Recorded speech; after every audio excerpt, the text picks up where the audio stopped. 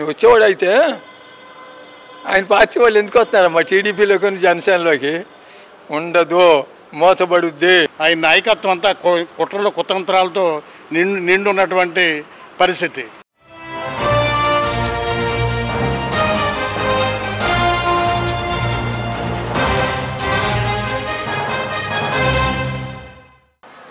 బాబాయ్ మీ పేరు? నా పేరు శివరామకృష్ణ జీ. ఏంటి బాబాయ్ ఎలా ఉంది కూటమి ప్రభుత్వం వచ్చి 9 నెలలు అవుతుంది కదా, ఈ 9 నెలల పరిపాలన అన్ని విధాలా సక్రమంగా బాగుందమ్మా. ఆ జగన్ అన్న ఏం చేశాడు, అన్న క్యాంటీన్ లేపేశాడు. ఆ నాన్న పేరు పెట్టుకుని పెట్టేవానికి ముసలి ముక్కలకి ఎట్లా రోడ్లు ఎక్కడెక్కడే చేపల మడుగులా చేశాడు. అన్నీ పూడుతున్నారు ఇప్పుడు, అంతా బాగుంది. వృద్ధా పెన్షన్లు టయానికి సండే కనుక వస్తే శనివారమే ఇచ్చేస్తున్నారు. సంవత్సరానికి 3000 ఇస్తాను పింఛన్ అని చెప్పి సంవత్సరానికి 250 5 సంవత్సరాలు పట్టింది ఆయన ఇవ్వటానికి. బాబు గారు రాగానే అంత ముందు కూడా కలిపి 7000 ఇచ్చారు ఫస్ట్లో. తర్వాత ఇప్పుడు ఒకరోజు ముందే వచ్చేస్తున్నాయి. ఏది ఆదివారం కనుక వస్తే సూపర్గా ఉంది బాబు గారి పరిపాలన, లోకేష్ గారి పరిపాలన, పవన్ కళ్యాణ్ గారు అంతా బీజేపీ అంతా కూడా సూపర్గా ఉంది. మరి పవన్ కళ్యాణ్ గారిని రీసెంట్గా చూసుకుంటే జగన్మోహన్ రెడ్డి అన్నాడు కదా, అసలు ఆ మనిషి కార్పొరేటర్కి ఎక్కువ ఎమ్మెల్యేకి తక్కువ, జీవితకాలం మొత్తంలో చూసుకుంటే ఒక్కసారి గెలిచాడు. ఈయన ఎక్కువ దేనికి తక్కువ జగన్. ఒక మనిషిని అనేటప్పుడు మన నా ఈపి నాకు గాని రాదు. ఆ మనిషిని అనేటప్పుడు మనం ఈ మాట అనొచ్చా అనకూడదని ఒక అవగాహన ఉండాలి. అది లేదు, నోటికి వచ్చిందల్లా వదిలేయటమే. మరి ఈ ప్రభుత్వం రెడ్ బుక్ను అడ్డం పెట్టుకొని రెడ్ బుక్ పరిపాలన చేస్తుంది అని అంటున్నారు. మీ వరకు మీరేం చెప్తారు? ఇది ప్రజా పరిపాలన అంటారా, లేదంటే నిజంగానే రెడ్ బుక్ను అడ్డం పెట్టుకొని? ప్రజా పరిపాలన. రెడ్ బుక్ ఎందుకు వచ్చింది? మీరు దుర్గమార్గ మాటలు మాట్లాడి భువనేశ్వర్ గారు ఏ రోజున బయటకు వచ్చిందా? అసెంబ్లీలో బాబు గారు నేర్పించారుగా. ఎందుకు పెడతాడు రెడ్ బుక్? ఆయన ఇష్టం. అది ప్రజాస్వామ్య దేశంలో మీ ఇష్టం మీది, నా ఇష్టం నాది. జగన్ చేసిన తప్పులు ఏమంటారు బాబాయ్? అసలు ఏంటంటారు? అసలు ఆయన చేసిన విధాల అన్ని నిర్వీర్యం చేసేసాడమ్మా. ఏం బాగు చేస్తాడు? రాజధాని కట్టాడా? 3 రాజధానులు అన్నాడు. ఎక్కడన్నా ప్రపంచ దేశాల్లో కానీ భారతదేశంలో కానీ 3 రాజధానులు ఉన్నాయా? 3 రాజధానులు అన్నాడు. మరి ఒకటన్నా కట్టలేదే? ఎక్కడైనా ఒక రాయి పెట్టాడా?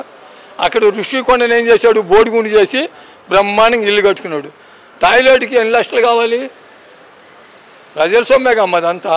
నీ ఇంటికి కంచె అంత ఎత్తున పెట్టావు. నీ ఇంటి ముందుగా రైతులను బానీలా. నీ సొంతం కాదుగా రోడ్డు, నా సొంతం కాదుగా, అందరిని నడిచే హక్కు ఉందిగా.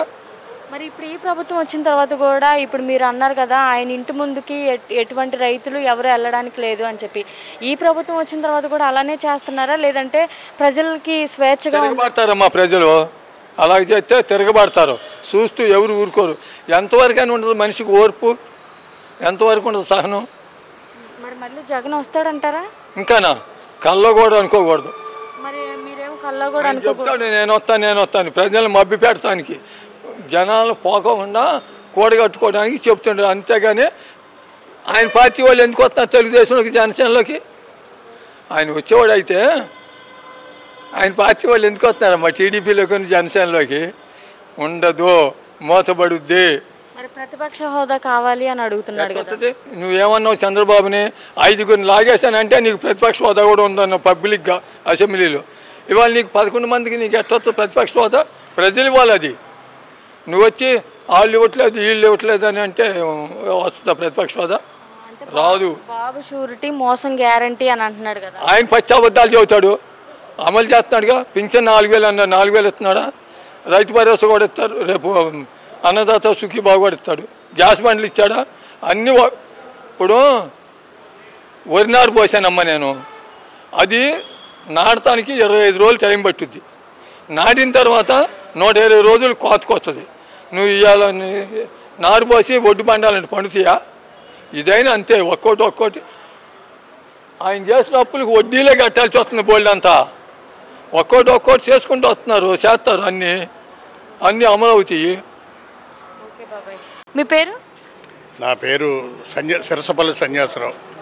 రీసెంట్గా చూసుకుంటే జగన్మోహన్ రెడ్డి అసలు పవన్ కళ్యాణ్ అనే మనిషి కార్పొరేటర్కి ఎక్కువ ఎమ్మెల్యేకి తక్కువ, జీవితకాలం మొత్తంలో చూసుకుంటే ఒక్కసారి ఎమ్మెల్యేగా గెలిచాడు అని అన్నాడు కదా, దీని మీద మీ అభిప్రాయం ఏంటి?